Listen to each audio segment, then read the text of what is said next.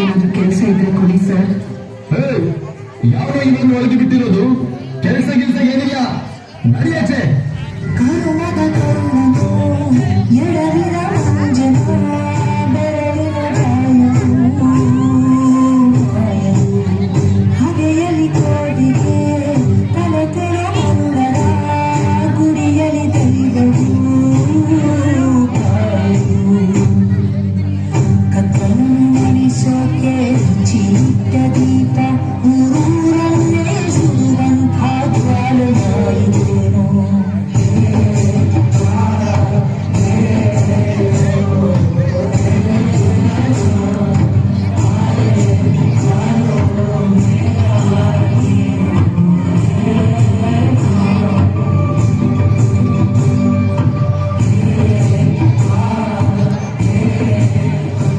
Sir, ಏನಾದ್ರು ಕೆಲಸ ಇದ್ರೆ ಕೊಡಿ ಸರ್. ಮಗುಗೆ ಊಟ ತಿನ್ನಿಸ್ಬೇಕು ಸರ್. ಕೆಲಸನೂ ಇಲ್ಲ, ಮಣ್ಣು ಇಲ್ಲ, ಹೋಗಿ ಭಿಕ್ಷೆ ಬೇಡಿ ಸಾಯಿ.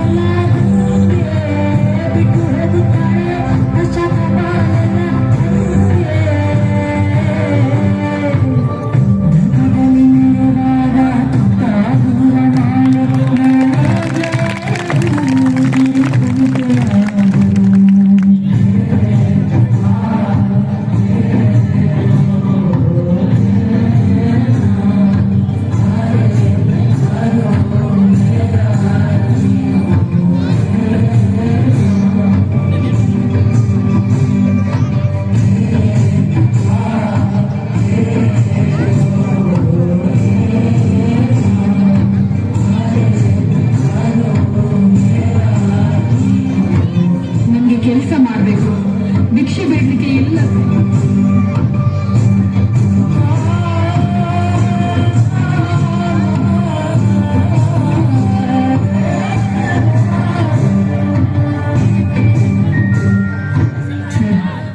ನನಗೆ ಸ್ವಲ್ಪ ದುಡ್ಡು ಕೊಡ್ತೀರಾ? ಮಗುಗೆ ಊಟ ತಿನ್ನಿಸ್ಬೇಕು ಸರ್. ಭಿಕ್ಷೆ ಬೇಡ್ತಾ ಇದೆಯಲ್ಲ, ನಾಚಿಕೆ ಆಗಲ್ಲ ನಿನ್ಗೆ? ಇಷ್ಟು ಗಟ್ಟಿ ಇದೆಯಾ? ಹೋಗಿ ದುಡಿದು ತಿನ್ನು.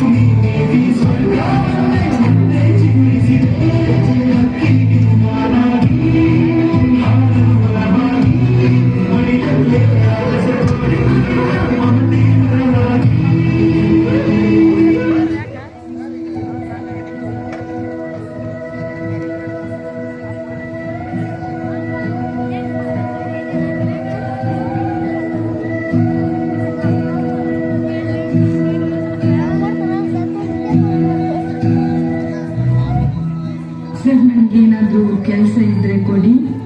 ಕೆಲಸ ಏನಿಲ್ಲ, ಹೋಗಿ ಭಿಕ್ಷೆ ಬೇಡು. ಸರ್, ನನಗೆ ಸ್ವಲ್ಪ ಹಣ ಕೊಡಿ, ತುಂಬಾ ಹೊಟ್ಟೆ ಹಸಿತಾ ಇದೆ. ಭಿಕ್ಷೆ ಬೇಡ್ತಾ ಇದೆಯಲ್ಲ, ನಾಚಿಕೆ ಆಗಲ್ಲ ನಿನ್ಗೆ? ಹೋಗಿ ದುಡ್ದು ತಿನ್ನು.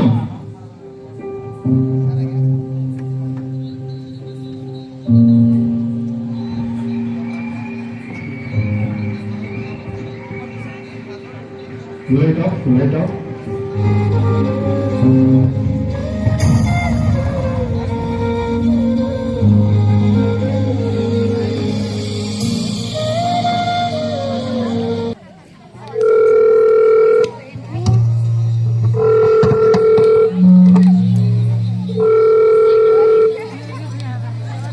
ಹಲೋ ಹಲೋ, ಯಾರು? ನಾವು ರುದ್ರಾಶ್ರಮದಿಂದ ಫೋನ್ ಮಾಡಿದ್ದು. ನಿಮ್ಮ ತಾಯಿ ಸೀತಮ್ಮನ ಬಿಟ್ಟು 6 ತಿಂಗಳಾದರೂ ಒಮ್ಮೆ ನೋಡಲು ಬಂದಿಲ್ಲ, ಫೋನು ಮಾಡಿಲ್ಲ, ಹಾಗೂ ಫೀಸ್ ಕಟ್ಟಿಲ್ಲ. ನಾವಿಲ್ಲಿ ತುಂಬಾ ಬಿಸಿ ರೀ, ಅಲ್ಲಿ ಬಂದು ಫೀಸ್ ಕಟ್ಟಕ್ಕಾರ ಟೈಮಲ್ಲಿ ಸಿಗ್ಬೇಕು. ಅದಕ್ಕಲ್ರಿ ನಾ ಫೋನ್ ಮಾಡಿದ್ದು. ನಿಮ್ಮ ತಾಯಿಗೆ 1 ವಾರದಿಂದ ಆರಾಮಿರಲಿಲ್ಲ, 3 ದಿನದಿಂದ ತೀರಿಕೊಂಡರು. ಆ ವಿಷಯ ನಿಮಗೆ ತಿಳಿಸಲು ಎಷ್ಟು ಸಲ ಫೋನ್ ಮಾಡಿದ್ರು ನೀವು ರಿಸೀವೇ ಮಾಡಲಿಲ್ಲ. ನಿಮ್ಮ ತಾಯಿ ಸಾಯುವಾಗ ಕೂಡಿಟ್ಟ ಟೈಲರಿಂಗ್ ಮಾಡಿ ಕೂಡಿಟ್ಟ ಹಣವನ್ನು ನಿಮಗೆ ಕೊಡಬೇಕೆಂದಿದ್ರು. ಅದಕ್ಕೆ ರೀ ನಾವು ಫೋನ್ ಮಾಡಿದ್ದು. ಅಯ್ಯೋ ದೇವ್ರೆ, ನನ್ನ ತಾಯಿ ತೀರೋದ್ರಾ? ಕೊನೆಗಳಿಗೆ ಎಲ್ಲ ಅವ್ರ ಮುಖ ನೋಡೋ ಭಾಗ್ಯನೂ ನಂಗೆ ಸಿಗ್ಲಿಲ್ಲ. ನಾನು ಎಂತ ಪಾಪಿ. ಸರಿ, ನಾನು ಅಲ್ಲಿ ಬಂದು ಫೀಸ್ ಕಟ್ತೀನಿ. ನನ್ನ ತಾಯಿ ಟೈಲರಿಂಗ್ ಮಾಡಿ ಕೂಡಿಟ್ಟ ಹಣವನ್ನು ನಿಮ್ಮ ಆಶ್ರಮದ ಯಾವುದಾದ್ರೂ ಒಳ್ಳೆಯ ಕೆಲಸಕ್ಕೆ ಉಪಯೋಗಿಸಿಕೊಳ್ಳಿ. ಸರಿ, ಆಯ್ತು.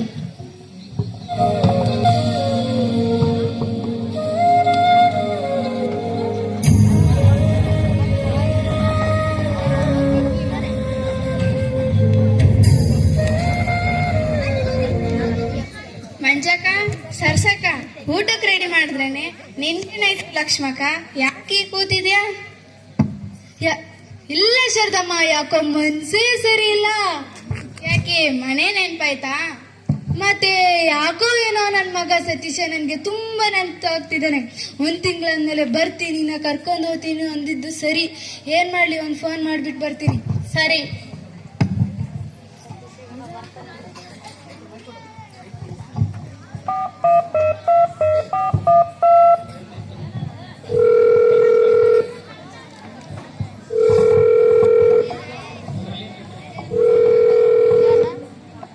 ಹಲೋ, ಹಲೋ, ಏನಪ್ಪ ಸತೀಶ, ಚೆನ್ನಾಗಿದೀಯಾ? ಹಲೋ ಅಮ್ಮ, ನಾ ತುಂಬಾ ಬಿಸಿ ಇದ್ದೀನಿ.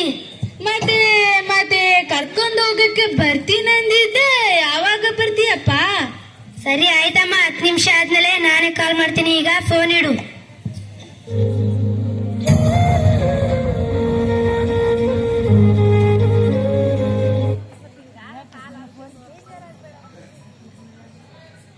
ಬೇಜಾರಾಗ್ಬೇಡ ಬಿಡು ಲಕ್ಷ್ಮಮ್ಮ.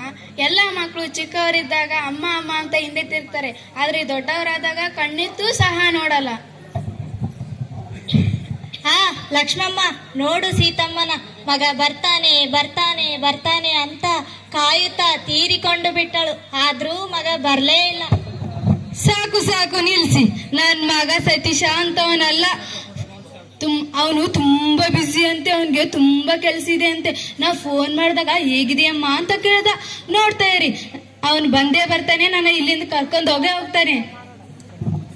ಅದೆಲ್ಲ ನಿನ್ನ ಭ್ರಮೆ, ಆ ದೇವ್ರೇ ನಿನ್ನ ಕಾಪಾಡಬೇಕು. ಸರಿ, ಬಾ ಕೂತ್ಕೋ.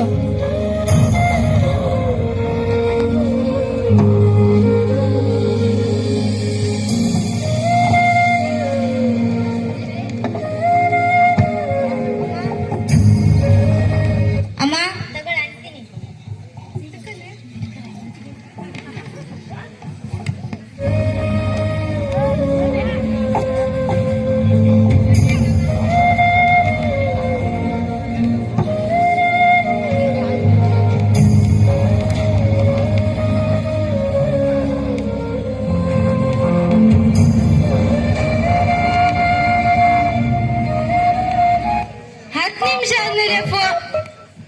ಹತ್ತು ನಿಮಿಷ ಆದ್ಮೇಲೆ ಫೋನ್ ಮಾಡ್ತೀನಿ ಅಂದವನು ಫೋನೇ ಮಾಡ್ಲಿಲ್ಲ. ನಾನೇ ನೋಡ್ಬಿಟ್ಟು ಬರ್ತೀನಿ. ಸರಿ.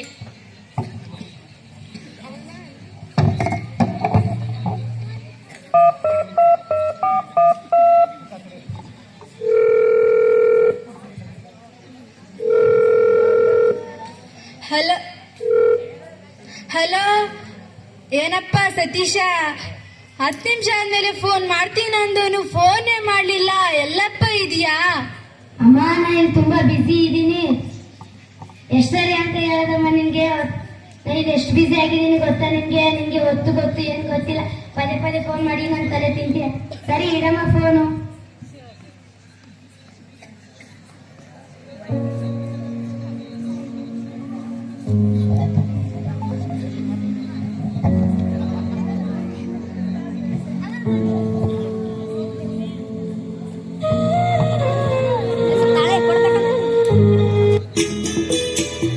ಬಯಕೆ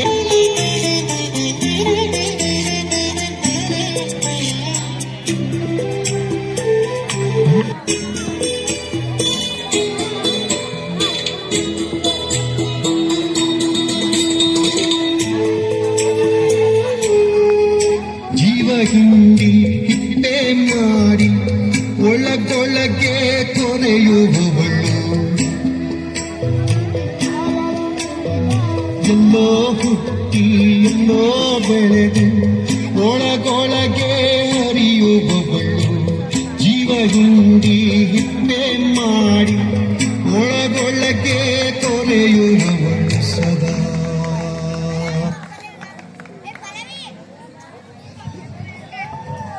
ಸಮಾಧಾನ ಮಾಡ್ಕೋ ಲಕ್ಷ್ಮಮ್ಮ. ಅಂದಾಗೆ ನೀನು ಇಲ್ಲಿ ಬಂದ ಕಾರಣ ಏನು?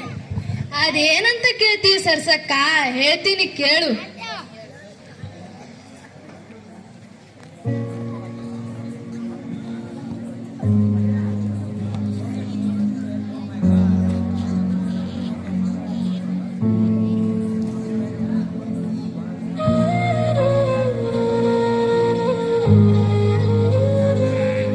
ದೀಪಾ ದೀಪಾ, ಎಲ್ಲಾರು ಎಲ್ಲಾಳಾಗೋಗಿದ್ದೀರಿ, ಯಾರಾದ್ರೂ ಸ್ವಲ್ಪ ನೀರು ಕೊಡ್ಬಾರ್ದಾ?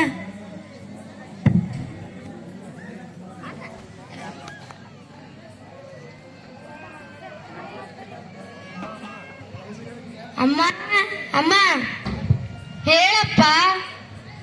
ಅಮ್ಮ, ನಿನ್ನ ಹತ್ರ ಒಂದ್ ವಿಷಯ ಮಾತಾಡ್ಬೇಕಾಗಿತ್ತಮ್ಮ. ಅದೇನಂತ ಹೇಳು. ಅಮ್ಮ, ನಿನಗೆ ಗೊತ್ತಲ್ವಾ ಈ ಸಿಟಿ ಜೀವನ ನಡೆಸೋದು ಎಷ್ಟು ಕಷ್ಟ ಅಂತ. ಮಗನ್ ಬೇರೆ ಒಳ್ಳೆ ಶಾಲೆಗೆ ಸೇರಿಸಿದ್ದೀನಿ. ಮಗನ್ ಫೀಸು, ಮನೆ ಖರ್ಚು ಎಲ್ಲ ನಂಗೆ ಬಂದ ಸಂಬಳದಲ್ಲಿ ನಡೆಸುವುದು ಎಷ್ಟು ಕಷ್ಟ. ಅದಕ್ಕೆ ಏನ್ ಮಾಡ್ಕೋಬೇಕಂತ ಮಾಡಿದೀಯಪ್ಪ? ಅದಕ್ಕೆ ನೀನ್ ಸ್ವಲ್ಪ ದಿನ ವೃದ್ಧಾಶ್ರಮ ಕಳಿಸ್ಬೇಕಂತ ನಾನು ನನ್ನ ಹೆಂಡತಿ ತೀರ್ಮಾನ ಮಾಡಿದೀವಮ್ಮ. ಮಗ, ನಾನು ಇಲ್ಲೇ ಒಂದ್ ಮೂಲೆಯಲ್ಲಿ ಗಂಜಿನೋ ನೀರೋ ಕುಡ್ಕೊಂಡಿರ್ತೀನಪ್ಪ. ದಯವಿಟ್ಟು ನನ್ನ ವೃದ್ಧಾಶ್ರಮಕ್ಕೆ ಕಳಿಸ್ಬೇಡ ಕಣಪ್ಪ. ನಿನ್ಗೆ ಸ್ವಲ್ಪನೂ ತೊಂದರೆ ಮಾಡಲ್ಲ. ಒಂದ್ ಸ್ವಲ್ಪ ದಿನಮ್ಮ, ನಾನು ಅರ್ಥ ಮಾಡ್ಕೊ. ಒಂದ್ ತಿಂಗಳಾದ್ಮೇಲೆ ನಾನೇ ಹೋಗಿ ನಿನ್ನ ಕರ್ಕೊಂಡ್ ಬರ್ತೀನಿ. ತುತ್ತು ಕೊಡೋಳು ಬಂದಾಗ ತುತ್ತು ಕೊಟ್ಟೋಳ ಮರಿಬೇಡ. ಆಟೋ ಲಾರಿ ಹಿಂದೆ ಬರೆದೋವೆ ಜ್ಞಾನಿ ಅಂತ ತಿಳಿಬೇಡ. ದಾರಿ ಇಲ್ಲದೆ ಜಗವಿಲ್ಲ, ಮಡದಿ ಇಲ್ಲದೆ ಬಾಳಿಲ್ಲ. ತುತ್ತ ತುತ್ತ ತುತ್ತ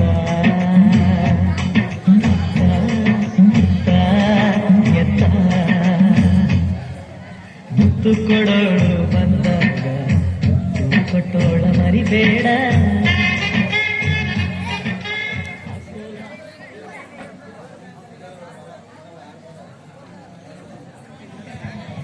ಕೊನೆ ಕಾಲದಲ್ಲಿ ನಮ್ಮನ್ನ ನೋಡ್ಕೋತಾರೆ ಅನ್ಕೊಂಡ್ರೆ ಛೇ, ಇರ್ಲಿ ಬಿಡು, ಬಾ ಊಟಕ್ಕೆ ಹೋಗೋಣ.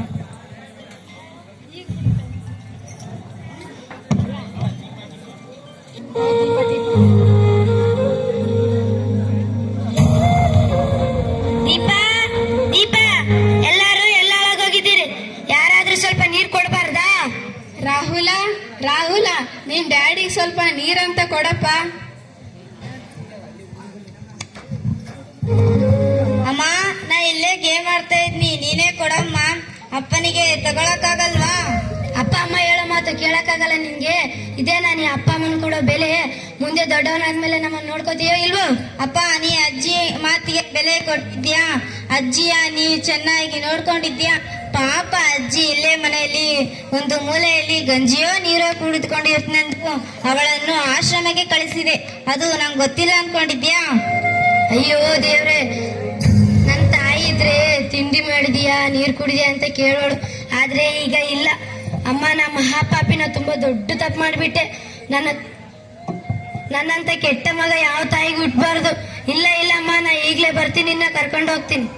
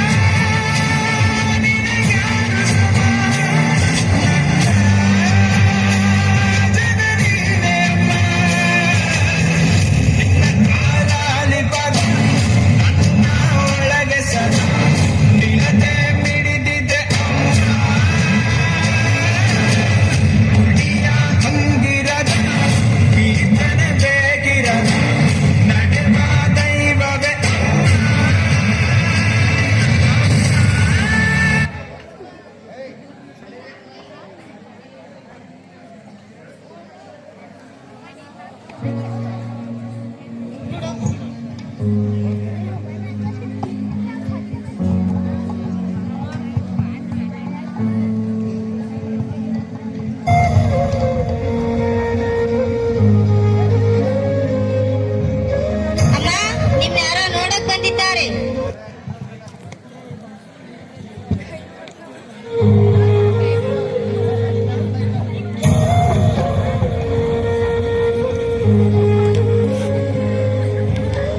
ಅಮ್ಮ ನನ್ ಕ್ಷಮಿಸ್ಬಿಡಮ್ಮ, ನಾ ತುಂಬಾ ದೊಡ್ಡ ತಪ್ಪು ಮಾಡ್ಬಿಟ್ಟೆ.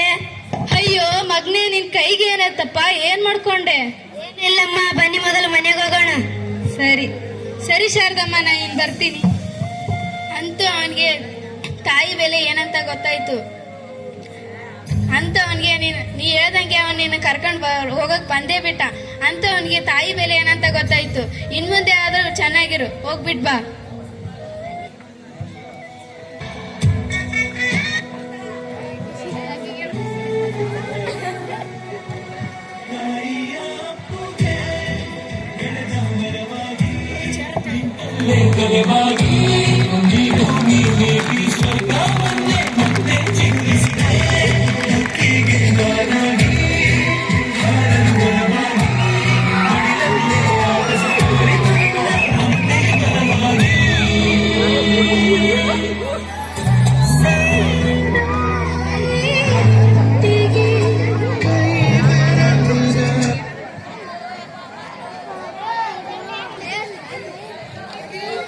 ಅಮ್ಮ ಇನ್ಮೇಲಿಂದ ನಮ್ ಜೊತೆನೆ ಇರ್ತಾಳೆ.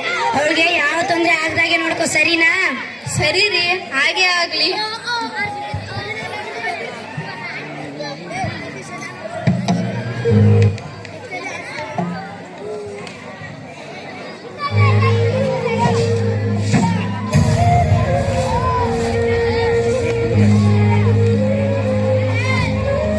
ದೀಪಾ, ದೀಪಾ, ಸ್ವಲ್ಪ ಊಟ ಬಡ್ಸಮ್ಮ, ಟ್ಯಾಬ್ಲೆಟ್ ಹಾಕೋಬೇಕು.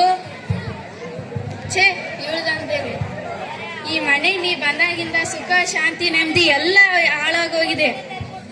ನಾವು ಒಂದ್ ದೊಡ್ಡ ಮನೆ ಕಟ್ಬೇಕು, ಮಕ್ಕಳನ್ನ ವಿದ್ಯಾಭ್ಯಾಸ ಮಾಡ್ಬೇಕಂತ ನಾನು ನನ್ನ ಗಂಡ ಒಂದೊಂದು ರೂಪಾಯಿನೂ ದುಡ್ದಿರ್ತಾ ಬಂದಿದ್ದೀವಿ. ಆ ಆಸೆ ಎಲ್ಲ ನೀನ್ ನಿರ್ಮಾಣ ಮಾಡ್ತಾ ಇದೀಯ. ಮತ್ತೆ ನಾನು ನನ್ನ ಗಂಡ ಒಂದೊಂದು ದೊಡ್ಡ ಕನ್ಸು ಕಟ್ಕೊಂಡಿದ್ವಿ. ಹಾಗೆ ನಮ್ಮ ಮಕ್ಕಳನ್ನ ಒಂದ್ ದೊಡ್ಡ ಸ್ಕೂಲ್ಗೆ ಹಾಕ್ಬೇಕು ಅನ್ಕೊಂಡಿದ್ವಿ. ಆದ್ರೆ ನಾವು ಒಂದೊಂದು ರೂಪಾಯಿ ಕೂಡಿಡ್ತಾ ಬಂದ್ರೆ ನಿನ್ ರೋಗ ಬಂದು ಅದೆಲ್ಲ ಹಾಳು ಮಾಡ್ತಾ ಇದೆ. ನೀ ಏನ್ ಹಬ್ಬ ಅಂದ್ರೆ 100 ವರ್ಷ ಬಾಳ್ತೀಯ, ಮಹಾ ಅಂದ್ರೆ 2-3 ವರ್ಷ ಬಾಳ್ತೀಯ. ನಾವಾದ್ರೆ 100 ವರ್ಷ ಬಾಳ್ಬೇಕು. ನಿನ್ ಮಗ ಅಮ್ಮ ಅಮ್ಮ ಅಂತ ಎಷ್ಟು ಕಾಳಜಿ ತೋತಾರೆ, ಆದ್ರೆ ನಿನ್ಗೆ ನಿನ್ ಮಗನ ಮೇಲೆ ಕಾಳಜಿನೇ ಇಲ್ಲ. ಅದಕ್ಕೆ ನಾ ಏನ್ ಮಾಡ್ಬೇಕಮ್ಮ? ಎಷ್ಟೋ ಅನಾಥಾಶ್ರಮಗಳಿವೆ, ಜನ ಅಲ್ಲಿಗೆ ಹೋಗ್ತಾರೆ, ಇಲ್ಲ ಅಂದ್ರೆ ಭಿಕ್ಷೆ ಬೇಡಕ್ ಹೋಗ್ತಾರೆ. ನೀನು ಭಿಕ್ಷೆ ಬೇಡು, ಇಲ್ಲ ಅಂದ್ರೆ ಎಲ್ಲೋ ಬಿದ್ದು ಸಾಯಿ.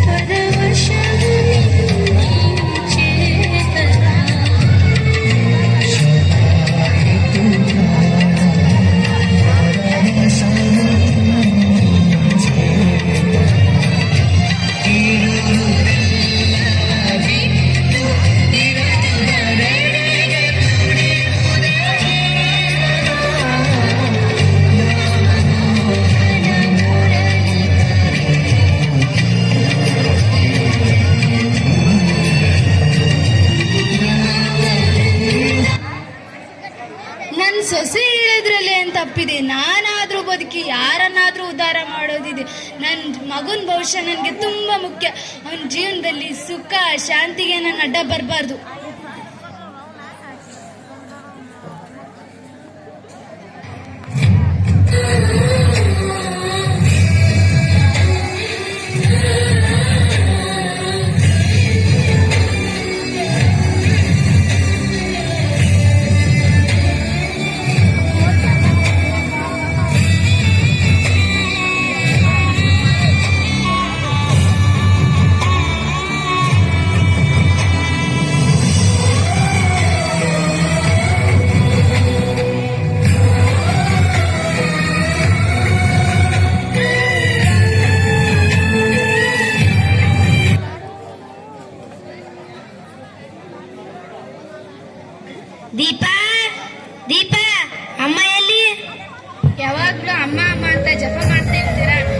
ಮನುಷ್ಯರಲ್ವಾ?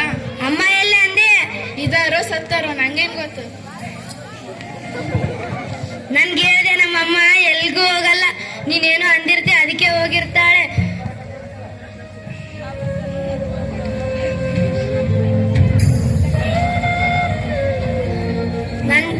ನಾನ್ ಸಣ್ಣವಿದ್ದಾಗ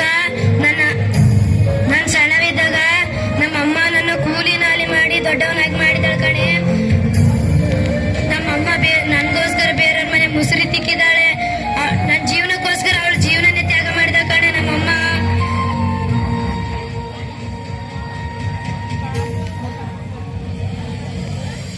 ನನ್ನ ಕ್ಷಮಿಸ್ಬಿಡ್ರಿ. ನಮ್ ಜೀವನ ಈಗಿರುತ್ತೆ ಅಂತ ಮಾಡಿದೆ ಹೊರತು ನಮ್ ಜೀವನ ಹಾಳಾಗುತ್ತೆ ಅಂತಲ್ಲ. ಮತ್ತೇನ್ ಕರ್ಕೊಂಡ್ ಬರೋಣ.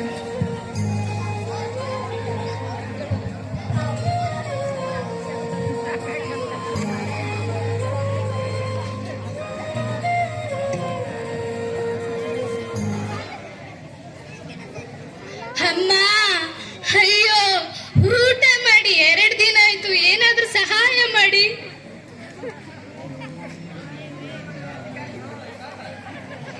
ಮಗ ಇದ್ದರೂ ಹಡೆದ ತಾಯಿ ಪರದೇಶಿಯಾಗಿಗಳು, ಅಲ್ಲಿ ಇಲ್ಲಿ ತಾ ಭಿಕ್ಷಯ ಬೇಡುತ್ತ ಅಮ್ಮ, ದಿನ ಅಯ್ಯೋ, ಊಟ ಮಾಡಿ 2 ದಿನ ಆಯ್ತು, ಏನಾದ್ರೂ ಸಹಾಯ ಮಾಡಿ. ಹಡೆದ ತಾಯಿ ಪರದೇಶಿಯಾಗಿಗಳು, ಅಲ್ಲಿ ಇಲ್ಲಿ ತಾ ಭಿಕ್ಷಯ ಬೇಡುತ್ತ ದಿನಗಳ ಕಳಿತಾಳು.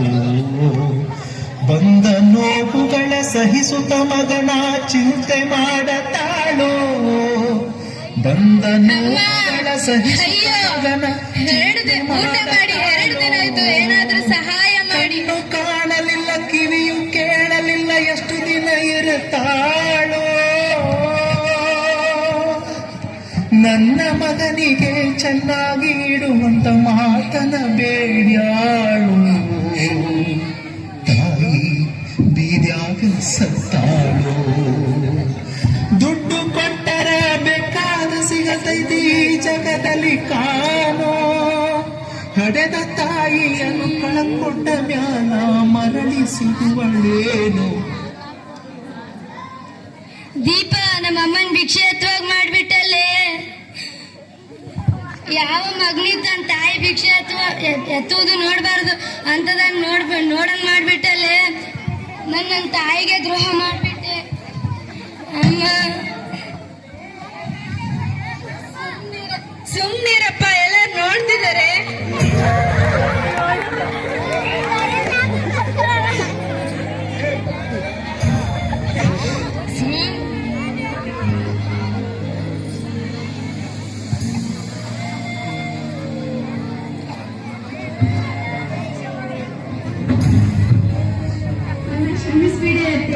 ನೀ ಹತ್ರ ನನ್ಗೆ ಸಂತೋಷ ಅನ್ಕೊಂಡಿದ್ದೀನಮ್ಮ. ಯಾವ ತಂದೆ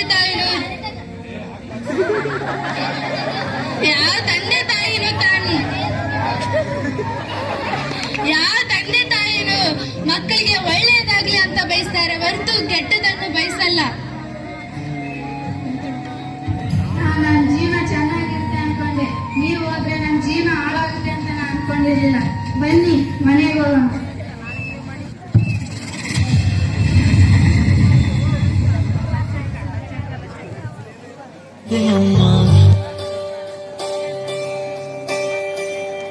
ಜನ್ಮ ಕೊಟ್ಟೆ ನೀನೇ ಅಮ್ಮ, ಋಣ ಹೇಗೆ ತೀರಿಸಲಮ್ಮ, ಸರಿ ಸಾಟಿ ನಿನಗ್ಯಾರಮ್ಮ, ನೀನೇ ಹೇಳೆಯ. ಹೆತ್ತು ಹೊತ್ತು ಸಲಹಿದೆಯಮ್ಮ, ನಿನ್ನ ನೋವ ಮುಗಿದೆಯಮ್ಮ, ನನ್ನ ಧರೆಗೆ ತಂದು ನೀನು ಕೈಯ ಹಿಡಿದು ನಡೆಸಿದೆಯಮ್ಮ. ಶಿರವಾಗುವೆ ನಾನೆಂದಿಗೂ, ಕೈಯ ಮುಗಿವೆನು ಎಂದೆಂದಿಗೂ, ನಿನ್ನ ಕಾಲಿನ ಪಾದಗಳೇ ನಾನು ಇರುವೆನು ಎಂದೆಂದಿಗೂ.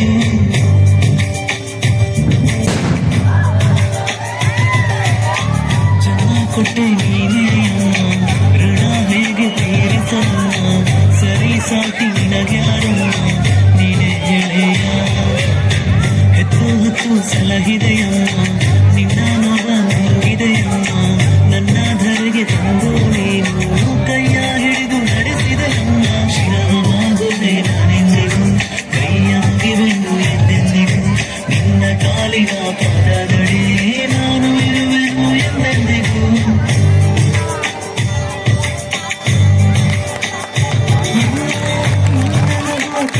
ನಿನ್ನ